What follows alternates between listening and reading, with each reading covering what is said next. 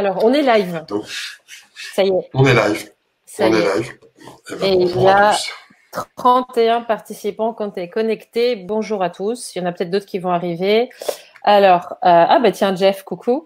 Bonjour Christine. Salut Est-ce que vous Jeff. pourriez, pour la première action, nous confirmer que vous nous entendez bien et que vous nous voyez? A priori, si vous écrivez dans le chat, c'est que oui, mais je préfère m'en assurer.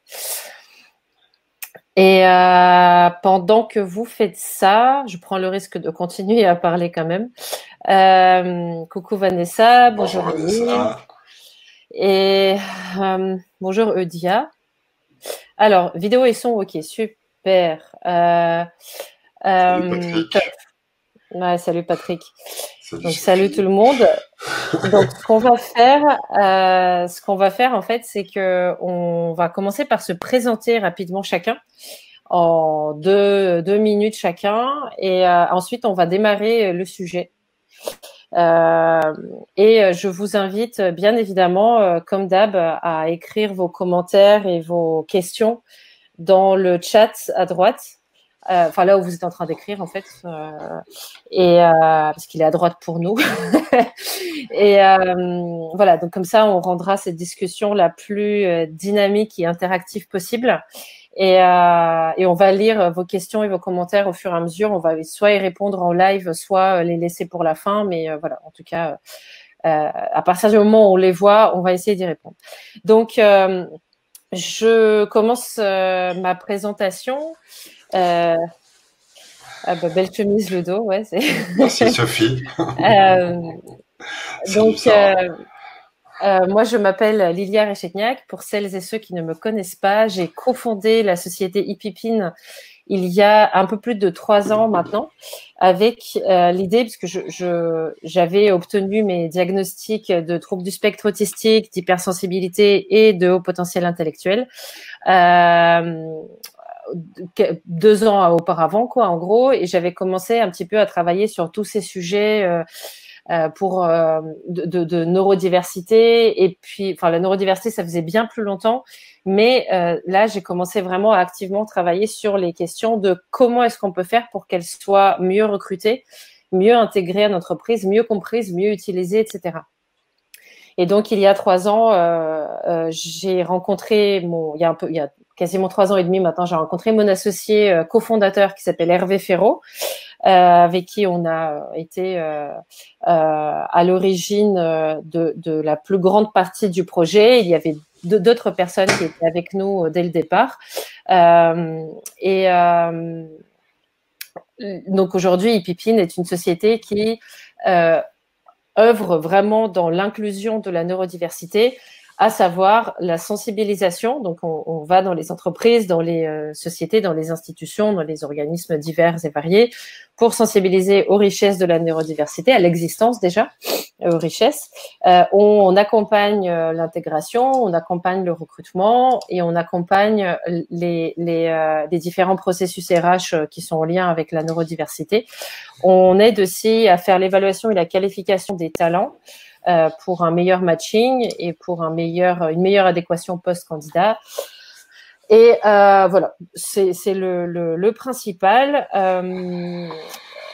Donc, là, aujourd'hui, on œuvre, enfin, on essaie pendant la période de confinement, on essaie d'avancer sur les sujets de fond sur lesquels on n'a pas, en général, assez de temps pour avancer en temps normal et dont on fait tous ces sujets pour les neuroatypiques, pour les personnes et non pas que pour les entreprises, dont le webinaire d'aujourd'hui.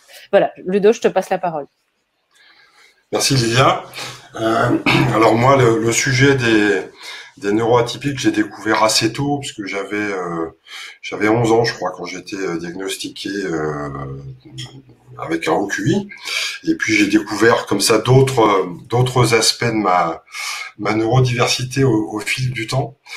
Je ne sais pas si vous me voyez, parce que chez moi, ça a complètement coupé l'image.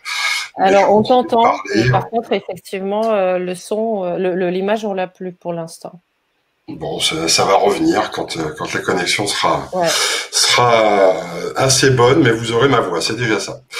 Donc oui, un rapport à la neurodiversité qui est déjà très ancien, et et j'ai cheminé comme ça plus d'une trentaine d'années à essayer d'une part de mieux me connaître et puis de mieux appréhender l'impact que ça pouvait avoir sur mon environnement, que je pouvais avoir sur mon environnement et comment on arrivait à interagir d'une façon constructive, positive et qui ne rejaillisse pas alors, ni de façon négative, ni de façon, j'ai envie de dire, contraignante pour les uns et pour les autres.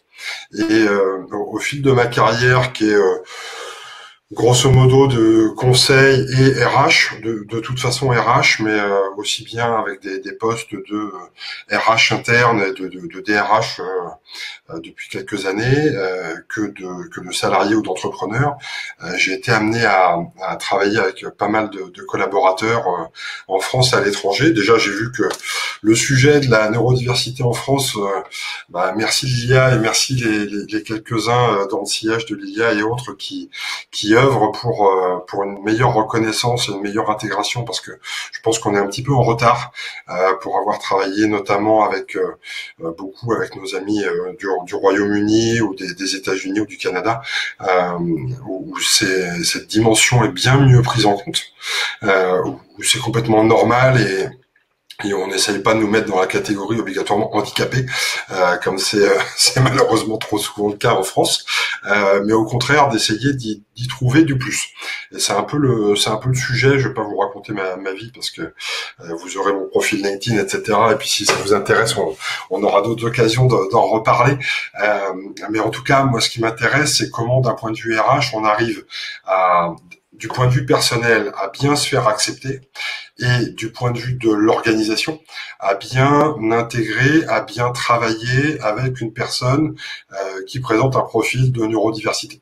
Donc la neurodiversité, c'est large, ça recoupe tous les 10 quelque chose, les HQI, HPI, le trouble du spectre autistique, Asperger ou pas, etc. Donc il y a beaucoup d'aspects de la neurodiversité, et je pense que la première chose que j'aurais envie de dire, c'est un peu ce qu'on se disait avec Lia en préparant, c'est d'abord d'essayer de rendre désirable vos compétences, parce que finalement, quand vous intégrez une équipe, c'est d'abord vos compétences qu'on doit rechercher, comme on les rechercherait chez n'importe quel salarié.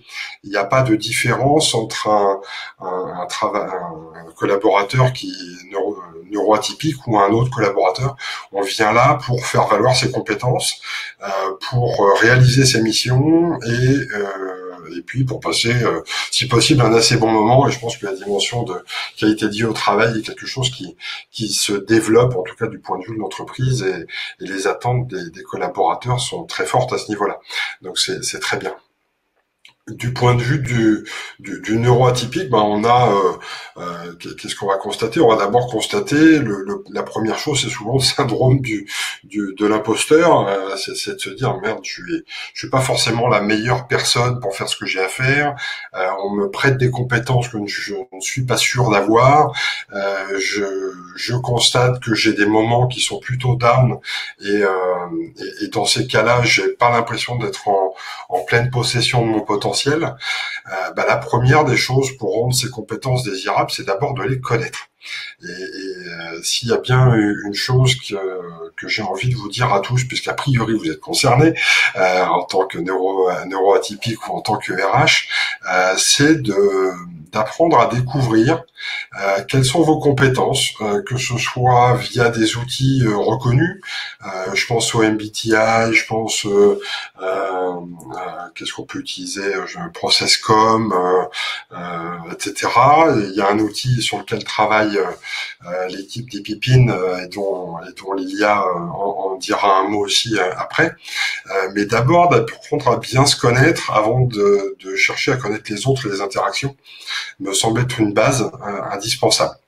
Et bien se connaître, ça veut dire regarder aussi bien ce que peut dire un test, mais aussi son expérience. On a tous vécu une expérience qui est inévitablement riche. Et j'ai tendance à penser que quand on est neuroatypique, elle est probablement un peu plus riche que les autres, en tout cas précisément neurodiverse. On a souvent cette envie et cette volonté d'aller investiguer beaucoup de champs le champ des possibles est généralement assez large. On s'intéresse à beaucoup de sujets. On va développer des compétences plus ou moins fortes dans des domaines très variés. Et cette expérience, regardez-la. Faites en sorte de vous observer. N'hésitez pas à aller chercher le feedback. Je pense que c'est quelque chose d'extrêmement important. J'ai eu la chance de m'ouvrir à cette dimension-là dans un cabinet dans lequel je suis passé il y a pas très longtemps, et notamment comment apprendre à demander et à construire un feedback. Je pense que c'est vraiment quelque chose de très utile.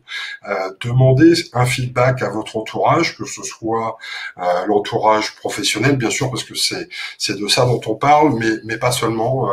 Votre entourage associatif, votre entourage amical, familial, va vous apprendre beaucoup de choses sur qui vous êtes et comment vous fonctionnez. Parce que finalement, c'est ça qui nous intéresse. C'est comment je fonctionne quand je suis en énergie haute, et également comment je suis quand je suis en énergie basse. Et c'est souvent là-dessus qu'on va se focaliser, parce voilà, ça de l'imposteur dont je parlais tout à l'heure, c'est beaucoup ça qui va revenir. Mais en fait, l'énergie basse, c'est un moment de votre vie où vous vous retrouvez parce que vous n'avez pas suffisamment été en possibilité de mobiliser votre énergie haute. Et s'il y a bien une chose qui est intéressante pour nous tous, c'est d'aller rechercher cette énergie haute, de regarder quelles sont les tâches qui vous nourrissent, quelles sont les tâches qui vous envoient de l'énergie, quelles sont les tâches qui évitent d'aller piocher un peu trop dans votre énergie et vont vous mobiliser fortement avec des éléments qu'on connaît tous, qui vont être, je pense, peut-être dans des phases d'interaction sociale trop forte ou pas sollicitées. Je pense que beaucoup d'entre nous, et par exemple ceux qui souffrent, même si je n'aime pas cette connotation de souffrance, mais de troubles du spectre autistique, les interactions sociales peuvent vous coûter en termes d'émotions et d'énergie. C'est peut-être quelque chose que vous allez définir comme des moments dans la journée où vous savez que vous serez meilleur pour les gérer, et vous allez choisir de les concentrer dans ces phases-là. Typiquement, moi je sais que à 9h du matin, ou à 8h, ou même avant, parce que je suis plutôt matinal, je suis très bon pour les interactions sociales, mais je vais être vraiment beaucoup plus efficace sur un travail de fond entre 7h et 9h. Donc comment j'organise ma journée? De 7h et 9h, je travaille sur mes dossiers de fond. Je vais avancer très très vite dans ces phases-là. Et puis à partir de 9h, de 9h à 10h, 9h à 11h, c'est un moment où je peux facilement être en interaction avec des collègues, que ce soit la direction, que ce soit les collègues dans l'environnement, que ce soit des clients, peu importe la phase de ma vie dans laquelle je suis. Et je vais concentrer ça de 9h à 11h. Par contre, de 11h à 15h, là, faut pas me parler. Donc là, je fais une exception pour Lilia, parce que elle m'a dit, je le fais à 10h, à midi et demi, c'est à midi et demi. Bon, je me suis organisé dans ma journée pour que je sois bien maintenant. Voilà. Et du coup, je suis bien. Je suis ravi d'être avec vous, parce que j'ai organisé ma journée comme ça. Et je sais qu'après cette phase-là, je vais avoir un moment down. C'est connu. Dès lors que c'est connu, je peux créer ma stratégie qui me permet de revenir en énergie et de réadresser un moment d'interaction peut-être plus intense à un autre moment de la journée. Mais par exemple, j'en aurai un autre ce soir à 17h, ben, je savais il m'en fallait pas trop avant 17h, parce que sinon je n'allais pas être au mieux de ma forme. Donc ça, c'est le genre de choses qui à mon avis, est vraiment primordial pour chacun, d'apprendre à bien se connaître et se comprendre pour organiser votre journée, organiser votre semaine, faire en sorte que vous alterniez des moments où vous êtes en énergie haute et des moments où vous êtes en énergie basse, où vous allez mobiliser une énergie plus coûteuse pour vous. Et vous allez voir que normalement ça va bien se passer. Et ça, j'ai fait le parallèle avec beaucoup d'amis qui sont dans notre cas et qui me font le même retour. Donc quand on l'organise, quand on le connaît, on le gère bien. Et puis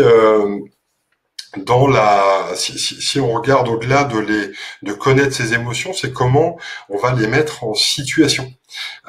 Quels sont les métiers, quelles sont les professions dans lesquelles vous avez des tâches à faire qui sont celles qui correspondent à vos domaines d'excellence, et en général vos domaines d'excellence sont des domaines dans lesquels vous n'allez pas aller piocher dans votre énergie parce que ça vient naturellement, vous êtes à l'aise, vous faites ça hop, comme ça, voilà, moi à 7h du matin je pourrais prendre un problème de maths, ça m'irait très bien.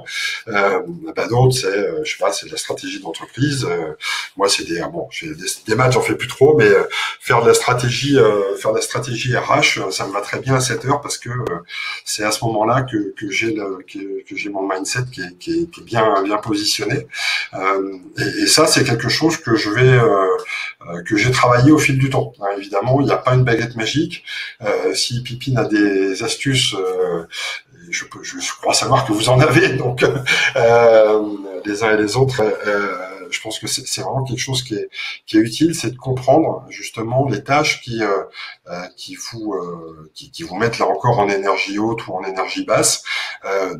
Je connais pas de job où vous n'aurez jamais de tâches qui vous mettent en énergie basse, ce serait illusoire, même s'il paraît qu'il faut pas rechercher un job, mais chercher à s'amuser, et que c'est comme ça qu'on travaillera de la façon la plus efficace possible. Mais si vous connaissez les tâches qui vous sollicitent davantage et celles au contraire que vous faites naturellement, là encore, jouez sur l'alternance. C'est un bon moyen, d'être efficace. Et puis si je vais au-delà de ça, je parlais d'interaction sociale, je vais probablement vous surprendre en vous disant que depuis 25 ans que je travaille, j'ai toujours eu des métiers où j'ai énormément été en interaction avec des clients, des collaborateurs, des patrons et des organisations syndicales. Et tous ces 25 années, je les ai vécues de façon très heureuse. La preuve, je continue et je suis ravi de le faire. Et à tes souhaits, Lilia. Et en fait, le comment on arrive à avoir ce job-là, je pense que c'est vraiment cette notion d'énergie. Mais je le fais pourquoi? Parce que je suis passionné. Et parce que j'ai la passion pour mon job, et d'autres, ça va être l'ingénierie, d'autres, ça va être la mécanique, peu importe. Ce qui compte, c'est de connaître ces activités où on est bien, on excelle, on va aller rechercher ces moments. Je dirais pas d'extase parce que pour moi j'ai un TDAH et on sait que dans le TDAH la dopamine n'est pas quelque chose qui fonctionne très très bien, donc je vais jamais être en mode de reconnaissance et d'énergie ultra haute. Par contre, j'ai décortiqué le fait que faire mes actions autour des RH, pour moi c'est normal, c'est simple, je suis à l'aise, je le fais avec passion et du coup, je sais que ça me met dans une énergie haute. Donc à ce niveau-là, je pense que chacun doit rechercher ce job-là, contacter Pipine si vous avez un peu de mal à creuser cet aspect-là. La palette d'activités qu'on peut gérer est vraiment énorme, mais c'est vraiment ça qu'il faut que vous ayez envie de rechercher. Moi, à l'inverse, je sais qu'il y a des tâches dans lesquelles je vais d'un coup consommer peut-être 20 ou 30% de mon énergie en l'espace de quelques dizaines de minutes. c'est quand je suis dans un rôle, par exemple, extrêmement administratif, de pure exécution. Ça me coûte, mais je sais qu'il faut que je le fasse. Je suis indépendant, il faut que je fasse mes comptes, il y a personne qui va les faire à ma place, il faut que je fasse des factures, il faut que je fasse voilà tout un tas de choses. Je sais, là encore, je reviens à ma gestion de l'énergie. Je sais qu'il faut que je les concentre sur des moments très courts, et parce que je sais que ça va être court, je vais me mettre à fond dedans, ça va me coûter, mais juste après ça, je me suis prévu un moment où je vais me remettre en énergie haute. Et là, d'un coup, ma journée passe sans trop d'encombre, et mon administratif est fait. Voilà. Donc, sans souffrir de phobie administrative, mon administratif est fait, et ça m'a, je dirais que ça m'a pas trop coûté.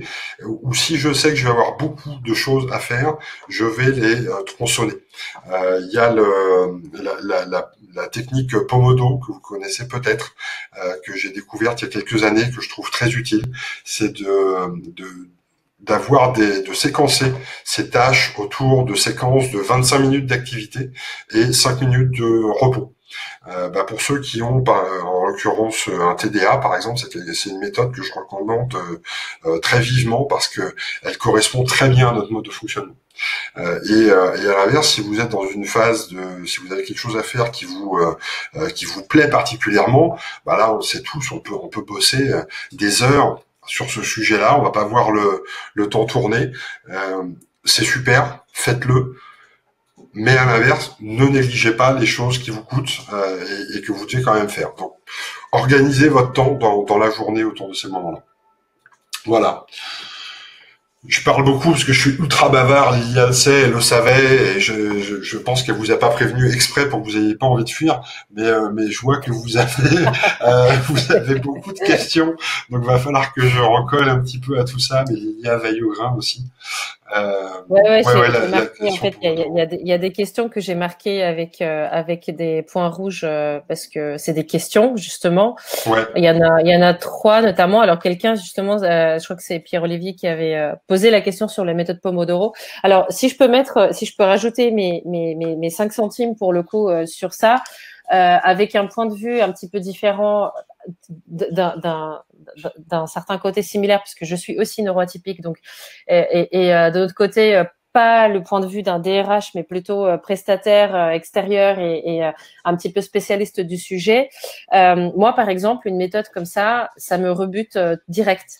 Parce qu'à partir du moment où je sais que je dois me poser des contraintes, j'ai un vrai problème avec ça. J'essaie de le comprendre et de me soigner, mais à partir du moment où je sais qu'il faudra que je me tienne à une méthode et qu'il faudra que j'installe ce fonctionnement-là sur une durée, ça marche pas. J'ai tout de suite une aversion pour ça. Donc, comme quoi, en fait, je pense qu'il n'y a pas une méthode universelle. C'est ce que je dis à chaque fois et ça me tient vraiment à cœur. À chacun de trouver son organisation. Moi, il y a quelque chose qui marche plutôt bien, c'est de fixer des rendez-vous récurrents. Si c'est avec mes associés, par exemple, tous les lundis, on a une réunion à telle heure sur tel sujet, etc., etc. Si c'est des choses qu'il faut que je fasse moi, je me cale un rendez-vous avec moi-même avant et après lequel je laisse du temps vous savez, quand une vidéo est en train de charger sur Internet, en anglais, ils appellent ça buffering. Ça charge, quoi, ça tourne. En fait, je me laisse des périodes d'une demi-heure ou 15 minutes, ça dépend de à quel point ma journée est chargée, avant et après chaque rendez-vous pour avoir le temps de reposer mon esprit. Et ça me permet d'éviter les moments d'énergie basse, typiquement, dans une journée.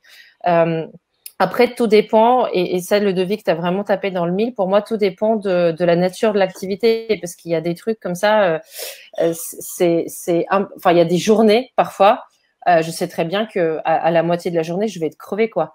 Mais en fait, comme tu disais, Ludo, c'est très important de savoir, de s'observer et de comprendre quelles sont les activités qui vont me drainer mon énergie, pas mon voisin, pas la communauté de neuroatypiques en général, mais moi.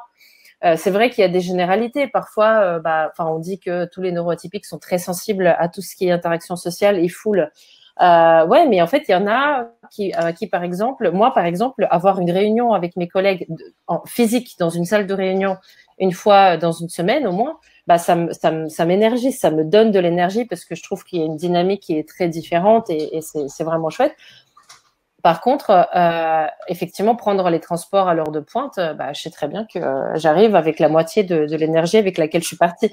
Donc, il y a des, voilà, c'est savoir qu'est-ce qui me donne de l'énergie en termes d'activité, en termes de forme d'activité et aussi bien en termes de fond d'activité. Donc ça, c'est la nature de l'activité. C'est très, très important. Je reviens sur un point qui a été évoqué 2 ou 3 fois. C'est le coaching. Alors effectivement, le coaching, c'est top pour apprendre à se connaître. Maintenant, et je le dis tout en sachant qu'il y a des coachs parmi les participants, et c'est une remarque très générale et je pense que vous en êtes extrêmement conscients, vous tous. Il y a de tout en termes de coach. Il y a de tout en termes de tarifs, il y a de tout en termes de qualité d'accompagnement, de formation, etc. De formation, de qualité de posture qui est très, très importante pour les neuroatypiques. Moi, je peux parfois être coachée par des personnes qui ne sont pas neuroatypiques, mais qui ont une posture qui est en béton. Par contre, neuroatypique ou pas, si ton premier, ou au cours d'un coaching, tu émets des jugements et tu me donnes des conseils alors que j'ai rien demandé, ça va pas marcher. Donc, c'est pas une question de qualité de la personne ou de valeur, c'est pas ça du tout, mais c'est vraiment l'accompagnement. Et là, encore une fois, il s'agit de trouver ce qui nous convient. Après, il y a aussi de tout dans le sens où il y a des personnes qui se déclarent coach alors qu'ils n'ont aucune formation. Oui, mais j'ai coaché toute ma vie, toute ma famille, mes amis me disent que je suis un très bon coach. Bah non, en fait, ça ne veut rien dire. Tout comme un bon certificat d'une super école ne veut pas forcément dire grand-chose non plus, parce qu'on peut avoir passé tous les examens du monde et ne pas avoir du tout travaillé sur sa posture. Et ce à quoi ça me ramène, qu'on soit neuroatypique, qu'on soit DRH, qu'on soit coach. Après, en termes d'accompagnement, il n'y a pas que le coaching. Je crois que c'est fin avril, il y a un webinaire qui est prévu sur les différentes méthodes de bien-être, de développement personnel, d'accompagnement, etc. Donc, n'hésitez pas à participer. Mais ce à quoi ça me ramène à chaque fois, quel que soit le sujet, et ça, c'est vraiment mon dada, c'est que c'est toujours une question de connaissance de soi, d'introspection et d'évolution personnelle. Et d'ailleurs, ça répond aussi en partie à une remarque qui a été faite par, je vais essayer de la retrouver, Laetitia, qui dit en phase d'énergie basse, on va culpabiliser énormément et se replier totalement sur soi. On rentre alors dans un cercle vicieux jusqu'à l'apparition d'un événement extérieur qui nous rebooste. Cela crée une dépendance vis-à-vis de l'extérieur. Comment donc retrouver la maîtrise de son énergie? Encore une fois, une partie de la réponse se trouve dans le fait de se connaître. Ludo, si tu veux rebondir sur cette question-là aussi, mais en fait, pour moi, c'est trouver, c'est comprendre de mieux en plus, mieux et de plus en plus, j'allais dire de mieux en plus, oui, ça peut être une bonne abréviation, de mieux en mieux et de plus en plus ce qui me donne de l'énergie et développer des petites astuces pour moi, j'appelle ça entuber mon cerveau. Vous n'êtes pas du tout obligé de l'appeler comme ça, mais j'aime bien jouer pour entuber mon cerveau dans le sens où ça peut être 5 minutes de méditation, ça peut être de la respiration. C'est des trucs vraiment très, très simples des fois, mais qui aident vraiment d'une manière efficace. Et toutes les personnes qui les pratiquent depuis, qui ont été assez assidus et réguliers dans la pratique de ça vont attester que ça marche vraiment très très bien. Se lever, changer de posture. Changer de posture sur moi, ça fait des miracles. Là par exemple, je vais passer 1 heure assise comme ça. Je vais avoir un certain train de pensée, certaines façons de penser. À partir du moment où je me lève, ça ne va plus du tout être la même histoire. Je change d'air, littéralement, mon cerveau change d'air. Ça change l'état d'esprit. Donc, il ne faut pas hésiter à jouer sur le corps quand on est avec soi-même, quand on a besoin de se rebooster soi-même. Le corps joue un rôle énorme, on le sous-estime énormément. Voilà, il y a pas mal de petites choses à développer avec soi-même. On n'a pas nécessairement besoin d'un coach à tout bout de champ pour faire ça. On peut être accompagné et parfois avoir un échange dynamique avec quelqu'un qui nous donne, qui nous fait miroir et qui nous donne un point de vue extérieur, c'est extrêmement utile. Mais ce n'est pas nécessaire pour tout, et heureusement, parce qu'encore une fois, il ne faut pas créer une dépendance vis-à-vis d'un accompagnement extérieur. Donc voilà, ça c'est ce que je voulais dire. Il y a aussi, avant qu'on enchaîne sur d'autres questions et commentaires, il y a un aspect dont je voulais qu'on parle, et Ludo, on l'a abordé en préparant. Il y a aussi des qualités qui sont généralement prêtées aux neuroatypiques, comme la vitesse de production. Quand je dis production, ça peut être n'importe quoi.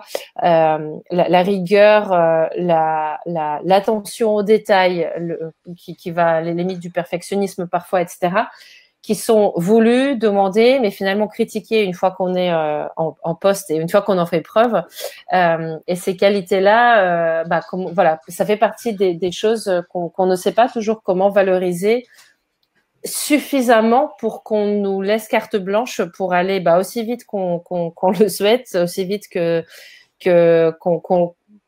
irait naturellement, et voilà. Donc je te relaisse la parole. Merci Lilia. Décidément, ça y est, il suffisait que je dise ça pour que l'image revienne. On a des soucis avec l'image, mais au moins on a le son. Non, mais je vais complètement dans ton sens, et je pense que c'est vraiment la connaissance de soi qui est la base d'arriver à bien gérer ces notions d'énergie. Je pense que c'est vraiment la base. Et s'il y a bien une chose qui est à faire, c'est de prendre du temps pour soi. Et on peut avoir tendance, qu'on soit en énergie basse ou pas d'ailleurs, on peut avoir tendance à un peu trop vivre selon les attentes de notre environnement. Et je pense que plus que d'autres, on a besoin de se ressourcer, on a besoin de se recentrer sur soi-même pour entuber ou pas son cerveau, ça c'est chacun fait comme il veut, mais d'abord de bien comprendre comment on fonctionne, et la méditation est une aide, le moment où vous allez vous poser, vous reposer sur vous, ça, avec ça comme seul et unique sujet d'attention, vous, comment vous fonctionnez, qui vous êtes, qu'est-ce qui vous fait réagir, et c'est aussi bien des moments que vous allez vous accorder que des moments où vous allez simplement dire là je vois un truc. Ce moment-là, je vois un truc, faut pas le laisser filer. Soit, on peut le vivre à un moment où c'est pas le moment d'entamer une introspection, mais pensez, notez-le, enregistrez-le sur un voice recorder ou peu importe, mais assurez-vous de ne pas laisser passer ça. Prenez 2-3 notes, on est tous hyper connectés. Moi, j'utilise énormément les notes dans mon téléphone, justement pour être certain de ne pas oublier ce genre de choses. Et s'il y a bien un truc que je fais systématiquement tous les soirs, c'est de retrouver mes notes, de regarder tous ces petits trucs que j'ai notés dans la journée, que ce soit des choses à faire ou que ce soit des réflexions à mener. Et je sais que je vais y passer 5-10 minutes, parfois beaucoup plus. Avant-hier, j'y ai passé à peu près toute la nuit, parce que on est comme ça, hein. Quand on a un sujet qui nous tient, on va pas le lâcher. Et je me suis couché à 2h du matin, et en fait de 2h à 5h du matin, j'y ai pensé. Donc j'ai pas dormi, et je me suis relevé à 5h du matin, et j'ai continué jusqu'à 7h. Et puis j'ai fini par me coucher à 7h. J'étais content qu'on soit un dimanche au milieu d'un week-end de 3 jours. Mais voilà, faut pas lâcher ces moments-là, parce que ce sont des moments où vous allez définitivement mieux vous connaître. Après, j'aimerais rebondir sur la question de Marilyn, sur justement dans les RH, ce n'est pas trop difficile de répondre à une politique d'entreprise qui peut aller à l'encontre de certaines de vos valeurs. Bien sûr, c'est difficile. Alors moi, pour ceux qui connaissent mon parcours, j'ai un parcours qui est au moins aussi atypique que moi. J'ai pas de très longue période dans une entreprise, sauf, allez, on va dire quelques fois 3 ans, et une fois 5, et encore dans une fois 5 ans dans un groupe. J'ai changé 2 fois de job. Mais j'ai quitté ces entreprises-là quand justement je ne me retrouvais pas dans ces valeurs, et c'est C'est un débat que j'avais d'ailleurs avec un certain nombre de DRH qui m'a fait accoucher d'un article il y a quelques semaines d'ailleurs à ce niveau-là. Et l'un des éléments de conclusion qui m'a été livré par une des DRH, Corinne, que je remercie, c'est n'ayez pas peur de perdre votre job. Mais au-delà de ça, n'ayez pas peur d'en changer. Quand on est dans un job où ça nous coûte parce qu'on n'est pas en phase avec les valeurs, ça nous coûte parce que le management nous pèse, ça nous coûte parce que nos collègues nous pèsent. Excusez-moi, je vais le dire de façon la plus triviale du monde, mais on va finir par faire de la merde. Et on va pas être bien dans son job, on va mal faire son job, et c'est le meilleur moment pour envisager de changer de job. S'accrocher quand on est mal comme ça, c'est contre-productif au possible, c'est contre-productif pour vous et c'est contre-productif pour votre entreprise. Donc c'est probablement s'il y a un moment où vous devez envisager de vous faire accompagner, coaching, pas coaching, cabinet, pas cabinet, peu importe, allez voir des pros, oui, alors là je rejoins à 100% Lilia, n'allez pas voir des marabouts charlatans qui vont vous dire qu'ils sont super champions et qui vont vous faire plus de mal qu'autre chose, parce que généralement ce sont des gens qui sont surtout là pour s'écouter eux-mêmes et ne pas vous servir. Vous devez aller voir des gens qui sont là pour servir vos intérêts, de vous écouter, de vous aider à vous comprendre et d'aider à identifier le job qui vous irait bien. Et bizarrement, quand vous aurez identifié ce job qui vous va bien, c'est peut-être le job que vous faisiez mais pas au bon endroit, c'est peut-être un autre job, là vous serez hyper motivé pour aller trouver le job, et la peur de l'entretien d'embauche qu'on peut souvent avoir va disparaître, parce que vous saurez que c'est quelque chose qui vous parle et que c'est quelque chose qui vous fera du bien. Donc ça, vraiment, n'hésitez pas. Et j'ai connu beaucoup plus de neuroatypiques mal dans leur job que j'ai connu de neurotypiques, même si c'est pas très sympa de les appeler comme ça, qui arrivent en fait à rester dans un job parce qu'ils font plus facilement la part des choses. Et probablement que nous, neuroatypiques, avec notre sensibilité, qui touche la plupart des neuroatypiques, cette neurosensibilité qui est exacerbée, on va mal vivre tout ça. Et parce qu'on va mal vivre tout ça, on va s'enfermer, et ça rejoint quelques questions, notamment d'Isabelle, je crois, qui parlait de cette énergie basse. Cette énergie basse, on va, ou Laetitia, on va la retrouver justement quand on est dans un job qui nous va pas, où il y a beaucoup trop de paramètres qui nous coûtent, et c'est vraiment quelque chose qu'il faut reprendre en main. Donc s'il y a bien une chose, et ça va aussi rejoindre je crois une question de Jeff, est-ce qu'il faut en parler à son entreprise? On avait un débat avec Lilia il y a quelques mois ou quelques années, je sais plus. Parce que il y a aussi eu un webinaire là-dessus, Jeff. Vraiment, t'as pas suivi. Je suis déçu. Ouais, mais il fait exprès, il remet 1 euro dans la machine pour dire tout ce qu'on fait de bien, ou tout ce que tu fais de bien. C'est vraiment, je pense, un sujet qui n'a pas de bonne réponse unique. Il faut prendre le pouls de sa direction et de son équipe. Savoir si on peut le faire ou pas, c'est pas unique, quoi. C'est vraiment votre entreprise. J'ai eu la chance de passer dans une équipe avec une boss ultra exigeante, mais qui était profondément humaine. C'était il y a pas très longtemps chez Jeffco. Et ma boss Virginie, je la remercierai jamais assez, parce que c'est l'une des rares fois où je me suis justement senti en capacité de parler de mon neuroatypisme et de l'exposer aussi bien dans ce que ça présentait d'atouts pour l'entreprise, comme de ce que mes phases d'énergie basse pouvaient provoquer. Et donc je lui en ai parlé de façon extrêmement ouverte, et très franchement on a passé 2 heures dessus, 2 heures où j'ai parlé de moi. Je dirais pas que c'est rare, parce que ça m'arrive de temps en temps, mais où j'ai parlé non pas de moi et de ce que j'ai fait, mais de moi et comment je fonctionne.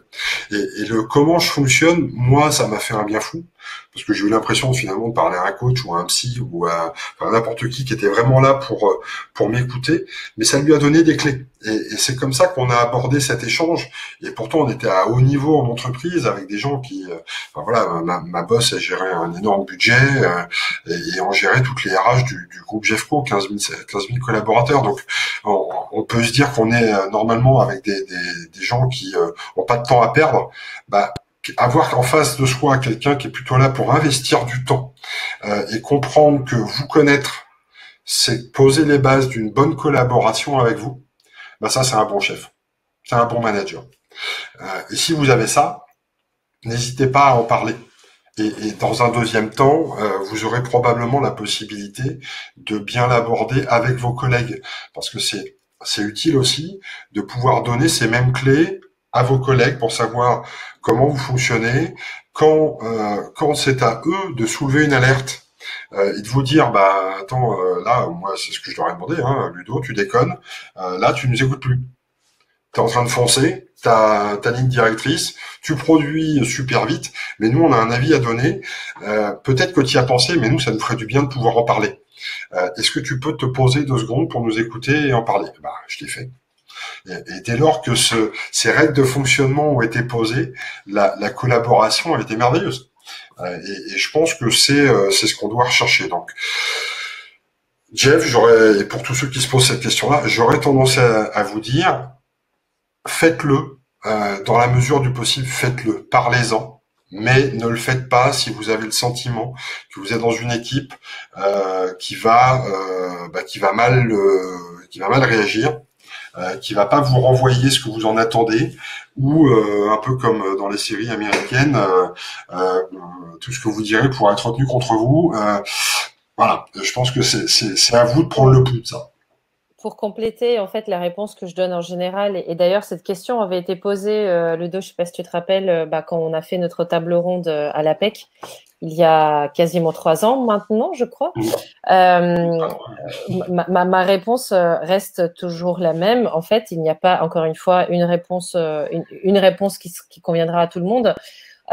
J'ai tendance d'abord à encourager à parler des besoins et des fonctionnements qui sont d'ailleurs très en écho avec ce que Isabelle a remis tout à l'heure dans le chat, qui est donc la CNV, la communication non violente, être consciente de ses besoins et de ses fonctionnements. Et après, si ce n'est pas suffisant, bien évidemment, quand on a vraiment besoin d'aménagements particuliers, etc., bah oui, là, il faut le dire, mais on n'est pas obligé de le dire à tout le monde, il faut le savoir, ça peut rester totalement confidentiel entre la personne à qui on le dit et nous. Et après, si on se sent, comme Ludo vient de le dire, si on se sent libre, si on sent que l'équipe va bien l'accueillir et tout, mais bien sûr, feu vert, parlons-en. Ça peut contribuer à ce que la conscience de l'existence de la neurodiversité augmente, ça peut contribuer à ce que la connaissance du sujet augmente. Donc, moi, j'ai travaillé avec des entreprises où un de leurs collaborateurs, qui est neuroatypique, a dit, tiens, moi, je vais organiser un petit déj pour parler aux gens de l'autisme. Ou je vais organiser un petit déj pour parler aux gens de l'hypersensibilité. Et c'est arrivé plus d'une fois. Donc pourquoi pas? Ça peut vraiment être. Il n'y a pas. Je pense qu'il n'y a pas une bonne réponse qui vaille pour tout le monde. Ludo aussi, tu as dit tout à l'heure quelque chose de très très juste sur le job. N'hésitez pas à quitter le job parce que, je ne vais pas répéter tout ce que tu as dit. Et on avait parlé quand on a co-animé un webinaire avec Jean-François, avec Jeff, il y a 1 semaine ou 2 semaines, on parlait de ça aussi. On a tous les deux été assez cash sur le sujet en disant que, en fait, tout simplement, c'est une question de choix. Et bien évidemment, parce que je n'ai pas lu les derniers commentaires, je ne sais pas s'il y en a eu, mais j'essaie d'anticiper. Bien évidemment, ce n'est pas toujours si simple. C'est plus facile à dire qu'à faire. Parfois, on a besoin de ce job, on n'a pas une autre possibilité, etc., etc., etc. Mais comme quelqu'un l'a dit dans le chat aussi, il y a une question de responsabilité et il faut garder responsabilité individuelle et il faut toujours garder à l'esprit, et je pense que pour nous, neuroatypiques, c'est d'autant plus important, il faut toujours garder à l'esprit que c'est un choix de rester ou un choix de partir, mais c'est un choix. se dire et continuer à se dire, à se répéter, je n'ai pas le choix, je n'ai pas le choix, je n'ai pas le choix, bah, ça va finir par nous mettre en burn-out ou en dépression ou en suicide ou peu importe. Et même si on finit par faire le choix de rester dans un job où on est mal, il faut être conscient que c'est un choix quand même, parce que juste en cultivant la conscience que c'est un choix, bah, peut-être que la prochaine fois, je le verrai plus facilement, je saisirai plus facilement une opportunité. Je me laisse le pouvoir de me dire, j'ai le choix. Et il n'y a pas à juger un choix ou un autre. C'est pas du tout la question. Mais c'est très important de prendre la responsabilité et de se dire, j'ai le choix. Parce que sinon, on sera toujours à la merci des événements extérieurs, d'un manager. Et bien évidemment que les managers comme ceux que tu as décrits, Ludo, sont pour l'instant, c'est pas la majorité, mais il y en a. Moi, j'en rencontre énormément. À chaque fois qu'une entreprise me demande de faire un accompagnement, c'est extraordinaire à quel point les équipes se défoncent, si je peux me permettre, pour bien faire les choses.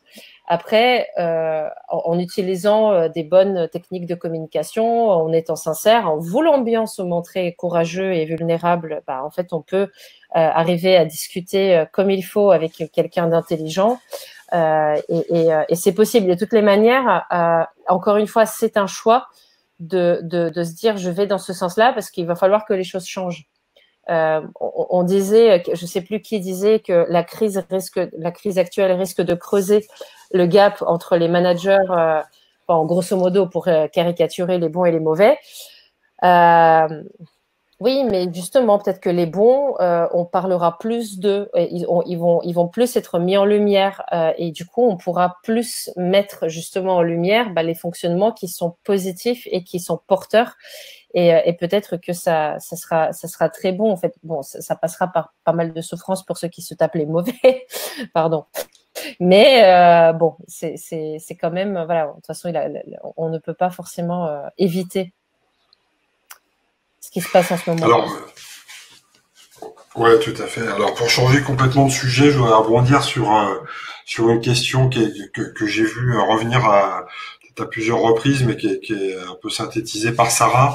Est-ce qu'il y a des qualités de type des neuroatypiques par neuroatypie, même si je pense que pour le coup, Lilia a davantage de recherches sur le sujet que moi. S'il y a une base qui me semble un petit peu commune à beaucoup de neuroatypies, peut-être pas toutes, c'est l'idée de penser en arborescence. Et la façon, et ça rejoint un peu un des points de Patrick un peu plus bas ou un peu plus haut, je sais pas comment on peut le dire dans le fil de discussion. Je pense que nous avons souvent, nous sommes nombreux en tout cas, à être capables de faire des connexions entre beaucoup de sujets, à avoir une pensée plus globale, et donc comme tu dis Patrick, à voir que tout est lié, et c'est un peu l'approche systémique, mais au-delà de l'approche systémique des modèles organisationnels, c'est plutôt cette pensée en arborescence. Ça nous amène deux choses. La première, c'est je rebondis d'une idée, je vais sur une autre parce que je fais un lien avec autre chose. Et puis il y a quand je reconnecte toutes les branches de l'arbre que j'ai tissé, je m'aperçois effectivement que tout est lié. Et ça, je pense que ça touche beaucoup de neuroatypisme. Et encore une fois, probablement pas toutes, parce que je suis pas un chercheur de la neurodiversité, mais j'ai le sentiment que ça touche beaucoup d'entre nous. S'il y a aussi une chose, c'est que on a tous tendance à être plutôt rapide sur des sujets qui nous tiennent à cœur, ou d'aller vite dans les process déductifs. Alors c'est un peu paradoxal parce que quand on a une pensée en arborescence, on peut aussi se perdre dans les chemins, et typiquement quand on souffre de TDA avec ou sans hyperactivité, on peut complètement décrocher, hein. Moi, ça m'arrive, quelqu'un me parle, je suis hyper attentif, et puis d'un coup, parce que j'ai rebondi sur 6 idées que j'avais pas vu venir, en fait, quand je raccroche, si je raccroche, la phrase est plus du tout là où je l'avais laissée, et on se dit, mais Ludo, t'as disparu, t'étais où là pendant quelques secondes, voire pendant quelques minutes.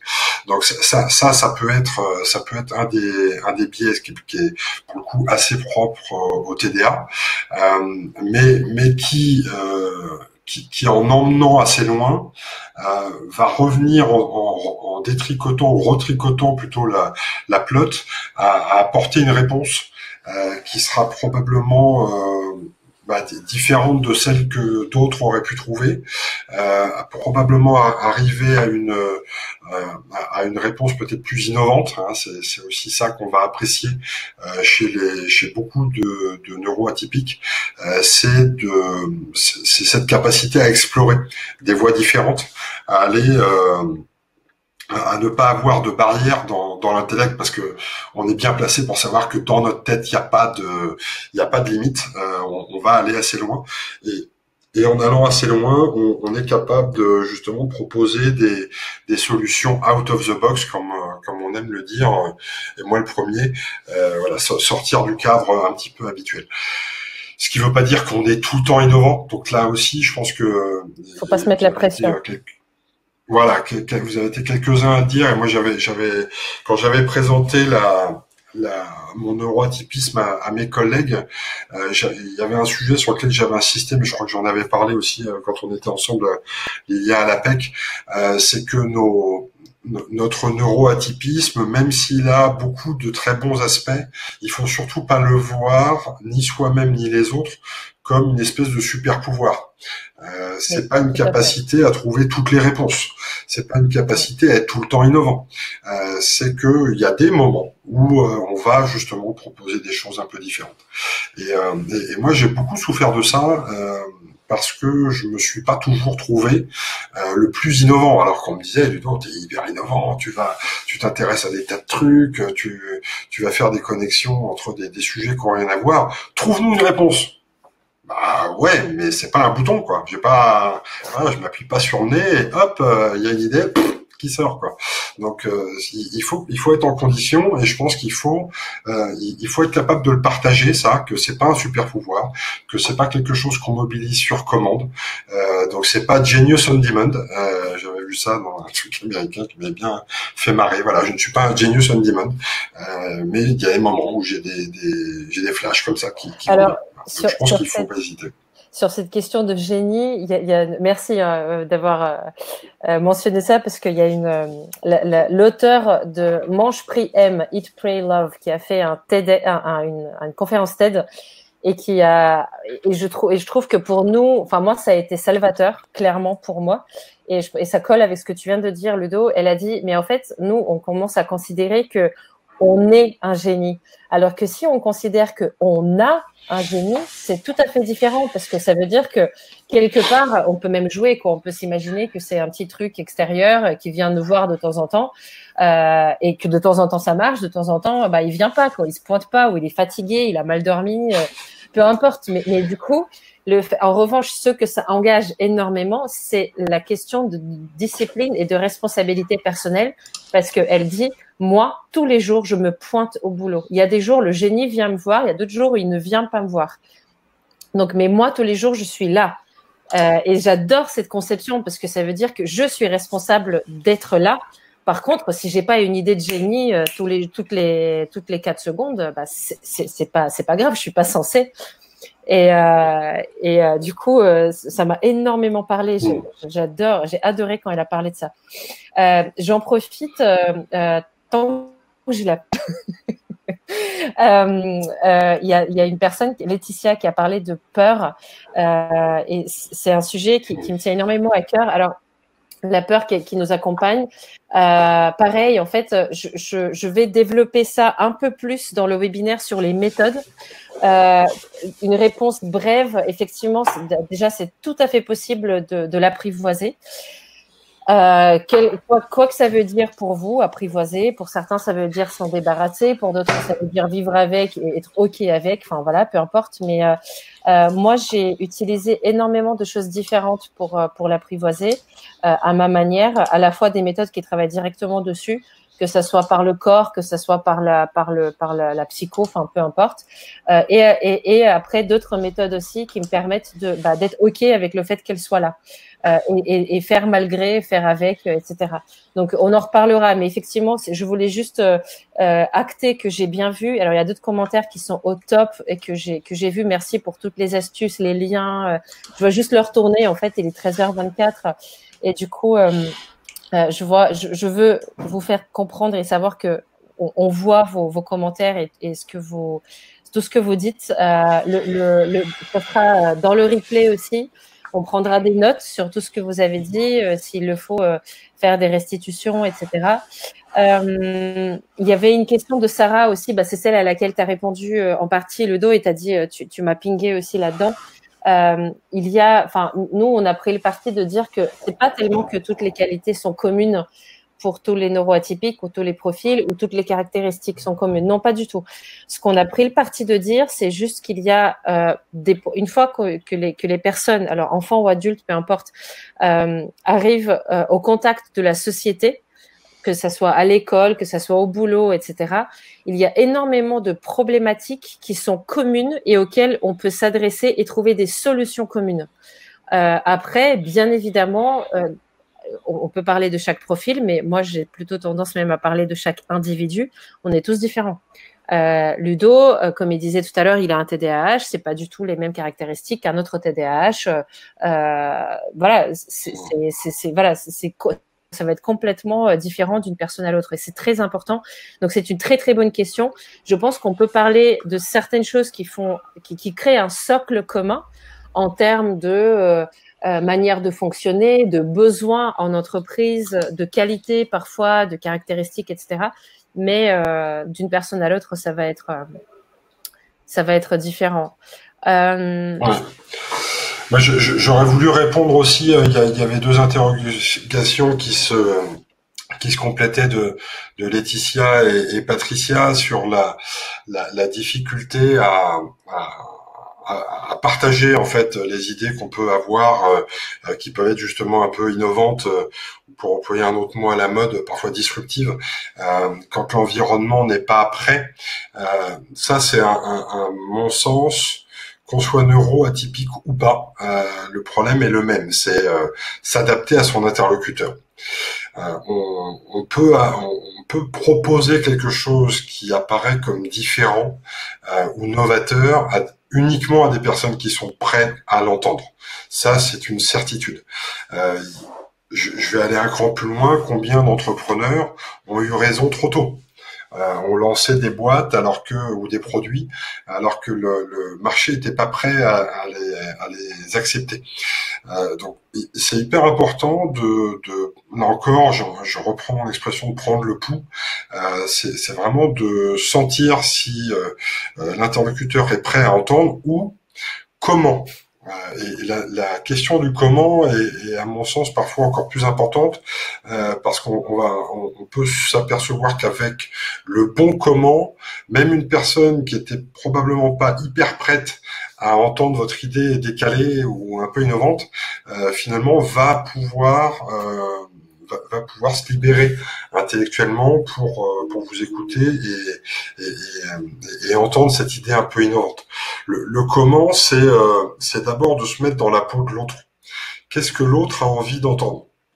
Moi qui bosse pas mal avec des comités de direction, des comités exécutifs, c'est comme les neuroatypiques. Il n'y en a pas deux identiques. Et on peut se dire, ce sont des gens qui vont super vite, il faut leur amener les choses de façon hyper concise, sinon ça marche pas. Oui, ok, ça fait partie des éléments un peu comment dire, une synthèse un peu rapide, mais souvent vraie. Pour autant, vous allez avoir en face de vous des individus. Et l'individu va pas réagir de la même manière selon que vous lui présentez les choses de façon inductive ou déductive, par exemple, de façon, en présentant le contexte ou en allant straight to the point. Et ça, c'est uniquement la compréhension de la personne que vous avez en face de vous qui va vous permettre de savoir comment comment faire passer votre message. C'est d'autant plus compliqué s'il y a plusieurs personnes en face de vous. Il y a un nombre magique quand vous vous adressez à un groupe de personnes, c'est 5. Au-delà de 5 personnes, vous ne devez plus tenir compte des individus. Vous parlez à un groupe. Très intéressant. Et donc ce groupe-là, vous supposez qu'il pense à peu près pareil. Vous supposez, hein, vous êtes capable de faire des erreurs. Par contre, pour éviter d'en faire de trop, une bonne technique, c'est de dire « je suppose que », et partant de ce présupposé, voilà comment je vais m'adresser à vous. Et là, la personne que votre propos intéresse, mais vous n'avez pas forcément pris de la bonne manière, elle va revenir vers vous pour vous poser des questions après. C'est la même manière que quand vous faites un TEDx, quand vous faites un n'importe quoi, n'importe quelle prise de parole en public, ne cherchez pas à être exhaustif. Travaillez les idées majeures, celles que vous voulez que vos interlocuteurs retiennent, et j'ai presque envie de dire, laissez volontairement des questions sans réponse. Voire, posez les questions et n'y répondez pas. Ça donnera l'occasion à ceux que la question intéresse vraiment de vous la reposer, et puis vous y répondrez à la fin de votre propos. C'est pour ça qu'on fait toujours des webinaires avec 20 minutes ou 30 minutes de blabla, et puis après, on laisse la place pour la question-réponse. Bon, c'est la première fois qu'on a autant de participants. Là, j'avoue, il y a énormément de commentaires, de questions, de liens et tout ça. C'est top. Hein. Merci à tous. J'en profite. Aude, oui, effectivement, c'est Elisabeth Gilbert sur le TEDx. Tout à fait. C'est elle. Une autre question qui m'a été posée, à laquelle j'ai répondu en privé, mais je redis aussi, oui, il y aura un replay. Moi aussi, il y a eu des petites coupures, des petits bugs de temps en temps. Il y aura un replay. Alors, on va tester autre chose à partir d'aujourd'hui. On va les mettre sur YouTube, donc vous n'aurez plus besoin de vous connecter où que ce soit pour voir les replays. Donc, comme ça sera beaucoup plus accessible. Et du coup, alors, je sais pas s'il y a eu d'autres questions. Je vois l'heure. Je ne veux retenir personne, surtout pas le dos qui a pris son temps sur son temps de me toucher pas. Ah, c'est bon, je me suis organisé, t'inquiète. Que je respecte totalement. Donc, il y a un point que j'aime bien une remarque de Laetitia sur laquelle je voudrais quand même rebondir, entre la rapidité d'exécution, et je crois que Patrick avait un petit peu parlé de ça avant aussi, et puis la digestion. Là, faut déjà pas confondre la rapidité de pensée et la rapidité d'exécution. Ça, c'est la première chose. On peut parfois penser très vite, mais avoir des difficultés à se mettre dans l'action, ou l'inverse. On peut penser lentement parce qu'on a besoin de digérer, mais une fois que c'est fait, l'exécution va se faire en un quart de seconde. Désolé Laetitia, il n'y a pas de remède magique. Il n'y a pas de cas de figure, en tout cas je n'en connais pas, qui permettent de dire si je fais ça, c'est la stratégie magique, ça marchera à tous les coups. Ce qui est certain, c'est que on a dans le neuroatypisme, on est généralement plus doué pour la rapidité de pensée, et l'exécution, on sera rapide quand on fait quelque chose sur lequel on est à l'aise ou sur lequel on est en capacité de mobiliser une routine personnelle. Et là, je vous invite à investiguer ces petites routines personnelles. Moi, je fais des RH, et dans les RH, il y a beaucoup de tableaux Excel aussi, hein, comme dans pas mal de métiers. Je sais là encore qu'il y a des moments dans lesquels je suis super à l'aise sur Excel, et des moments où il faut pas me présenter un tableau Excel parce que je vais l'écraser, et voire je vais le perdre par mégarde. Oh, j'ai perdu le fichier Excel, vous pouvez pas me le renvoyer dans une semaine, parce que pas trop vite. Et puis à côté de ça, il y a des moments où je suis super bien pour faire des copier-coller, clac, clac, clac. Mes doigts vont être hyper agiles et je vais pouvoir faire ce genre de truc. Par exemple, ma fameuse phase de 7h du matin à 8h du matin, c'est le genre de truc que je fais très bien, ou que je vais pouvoir refaire le soir parce que je suis globalement fatigué, et c'est un moment où je sais que je vais pouvoir faire des choses qui ne demandent pas beaucoup de réflexion. Et bizarrement, les tâches administratives, le soir, c'est nickel. Alors, Parce c'est que ce t'as que je pas voulais besoin dire de aussi. réfléchir. Pas forcément le soir pour moi, mais les tâches administratives, effectivement, avant, je détestais ça. Et puis, un jour, j'ai juste décidé de m'organiser parce que je me suis rendu compte que gérer le stress de voir les trucs s'empiler, les tâches s'empiler, les papiers s'empiler, les enveloppes, etc., etc. Pour moi, c'était plus compliqué que de me mettre au boulot et de faire le truc administratif que j'ai besoin de faire. Donc effectivement, il y a des fois, alors que ça soit gérer la compta, que ça soit faire deux trois trucs Excel, que ça soit ouvrir les enveloppes, ranger les papiers ou d'autres choses comme ça, pour moi c'est pas un souci. À partir du moment où je le fais comme tu dis, dans un moment où mon cerveau est prêt pour ça. Et un autre commentaire aussi euh, euh, par rapport à quand tu disais on peut le faire bien quand on a accès à nos routines. Je sais pas comment tu as formulé ça. Il y a aussi un autre type d'état que en coaching notamment on appelle le flow. Quand on est dans le flow par rapport à un sujet, et d'ailleurs c'est dans ces moments-là, je sais pas si vous avez connu ce genre d'état, je pense qu'on l'a tous connu. On peut le cultiver, ça se cultive avec le temps, avec la pratique, etc. Mais quand on est dans cet état-là, presque on ne réfléchit pas vraiment c'est comme si on était dans une espèce de transe, mais très positive et extrêmement clairvoyante. Et dans ces moments-là, en fait, les réponses et la digestion d'infos peuvent venir. Allez, c'est Ouais, c'est exactement pour ça que je parle de routine. Faut quasiment passer au stade reptilien, quoi. oui. Faut aller chercher des choses qui sont du réflexe. Oui, alors à la différence près, et pour moi cette différence elle est majeure, c'est que pour moi c'est l'équivalent de quand on dit que quelqu'un est extrêmement doué ou c'est un génie par exemple en maths. C'est très personnel comme interprétation, hein, et puis ça ne vaut rien scientifiquement, je pense. J'ai pas trouvé de recherche là-dessus, mais pour moi un génie en maths c'est quelqu'un qui a facilement accès pour ce sujet-là, à autre chose que sa manière de réfléchir.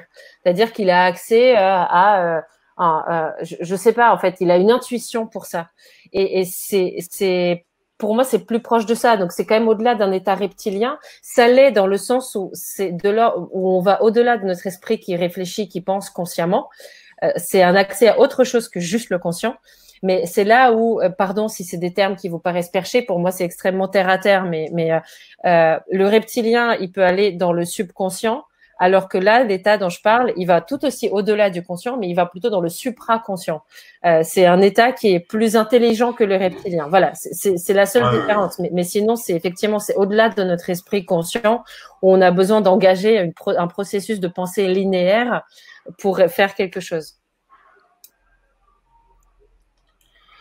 Voilà. Je crois on a un peu dépassé le temps. J'espère que c'était intéressant. Il y a encore à peu près autant de gens connectés, donc c'est qu'a priori on n'a pas dit trop de bêtises, on vous a pas trop saoulé.